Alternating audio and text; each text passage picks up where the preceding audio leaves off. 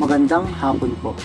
Ito po ang resulta ng Lotto Draw ng 5 p.m. Miyerkules, November 8, 2023.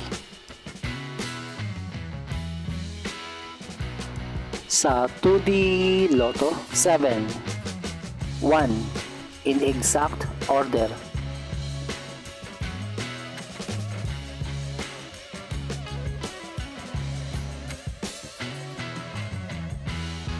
Sa 3D Lotto, 5, 8, 0, in exact order.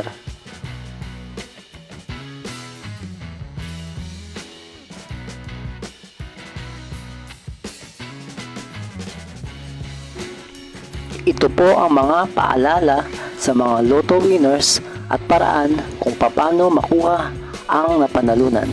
Ito po ang mga paalala sa mga Lotto winners at paraan kung paano makuha ang napanalunan. Ito po ang mga paalala sa mga Lotto winners at paraan kung paano makuha ang napanalunan.